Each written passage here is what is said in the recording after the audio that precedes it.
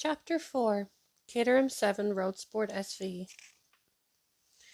The week before last, during that mini heat wave, I left work at about 8 o'clock and cruised, top down, up to the traffic lights under the A40 flyover in West London. A right turn would take me back to my flat, a superheated box with neither garden nor air.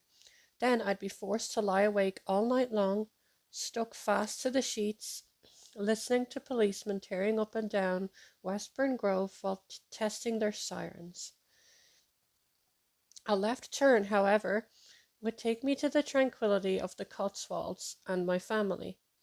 Here I would be able to sleep with nothing to wake me save the hush-hush of the barley and the pitter-patter of tiny boxes nibbling at the chicken run.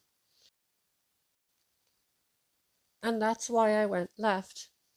It was a good decision too, because after some 40 minutes I turned off the motorway and, with the sun, a 6-inch coin of brilliant scarlet light in an utterly clear deep blue sky, I mashed my foot into the SL's thick velvety carpet and I went absolutely barking mad.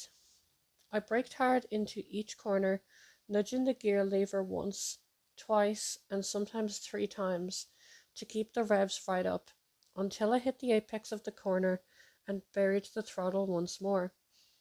The tarmac was hot and sticky, and it crackled slightly as the new Michelins cut through it like water skis on a windless lake. And rising above it all, as wave after wave of power and torque surged down the prop shaft, came the hard-edged machine gun staccato roar of that supercharged Mercedes V8 engine. It was enough to make a man quite chubby with excitement, and with the sun beginning to kiss the western horizon, I remember thinking, well, if I hit a tree now, at least I'll be going out on a high. It was a wonderful drive home, me and the machine, not just singing in perfect harmony, but fused in a bout of gaily abandoned man love.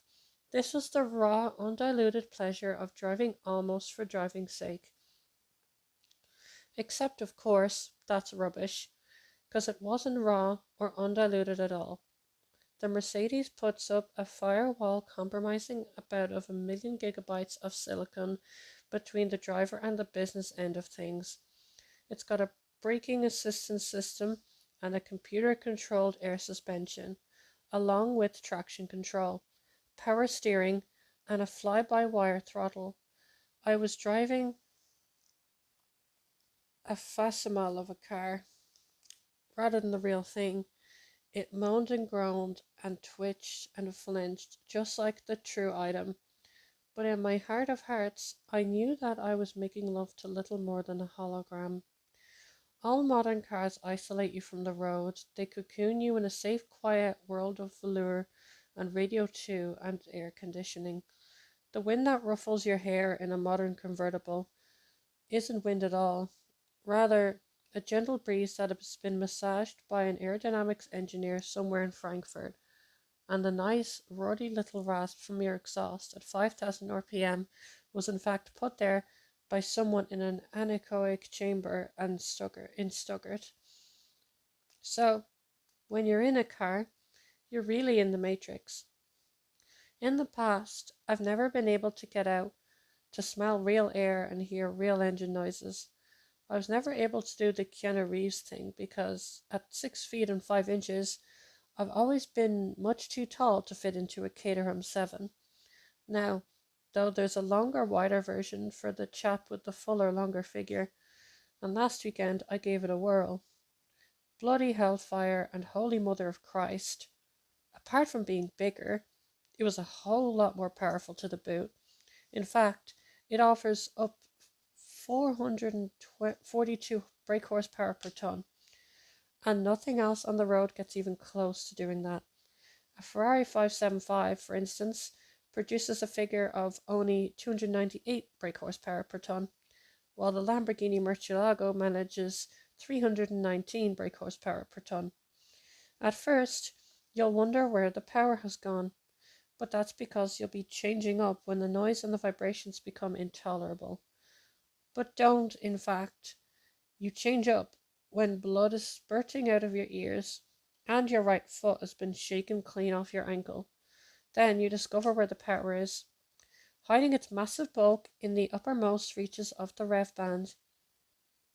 Go there, and no matter what you happen to be driving right now, you'll be surprised at the punch it delivers. I know I was. What's more, you can actually see the suspension working, and the brakes too. And when you turn the wheel, the road wheels move right in front of your eyes.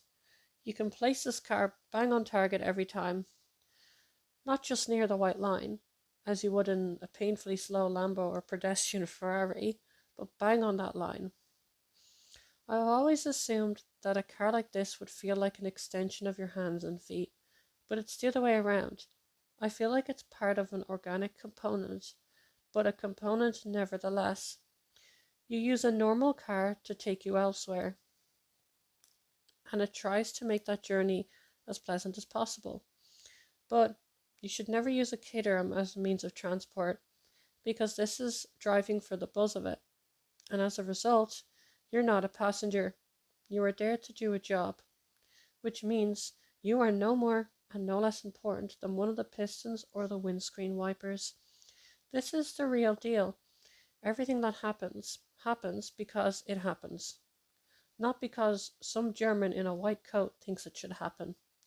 The marketing department has not created the noises, the jolts, and the acceleration.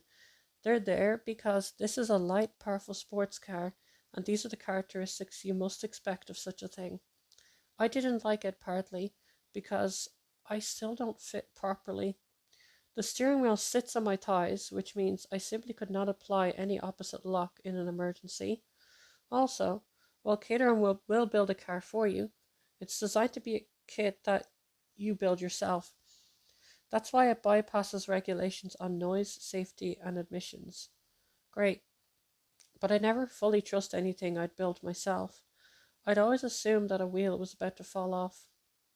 Most of all, though, I didn't like the Caterham because it was like camping. The roof looks so terrible that you can't possibly drive around with it up. But then again, it's so fiddly that you can't possibly drive with it down either. Plainly, it was designed by a man who likes to sleep out at night, possibly with some Boy Scouts, far from anywhere, with just a thin layer of canvas between them, the boys and the rain. And then there's the business of what you should wear when driving the Caterham. This is the only car that demands a trip down the millets before embarking on even the shortest journey. You need a woolly bobble hat, an anorak, and some Rohan trousers. There's an almost willful lack of style to this kind of motoring, you see. A. Gill described his run from the station in my wife's Caterham last year as the worst 5 minutes of my life. The problem here is that we are in the very furthest corner of motoring enthusiasm, and this is the way with all hobbies. Things go off the rails when people start to take them too seriously. Everyone likes to dangle a worm in the water from time to time, but the Caterham is the equivalent of getting up at 3 in the morning and sitting in the rain on a canal bank until it ever goes dark again. Everyone looks up when Concorde flies over, but the Caterham is equivalent to flying to Greece to snap some Olympic 737s. Would you risk getting locked up for your love of this car? Man at Millets would. I'm interested in motor racing, but I don't want to be a marshal. I find stamps pretty, but I don't want an album. I like music, but I'm not going to build my own instruments. And I like driving, but I'm far too old, rich, soft, and poncy, and still slightly too big for what, without any doubt, is the ultimate driving machine. Sunday, 27th of July, 2003.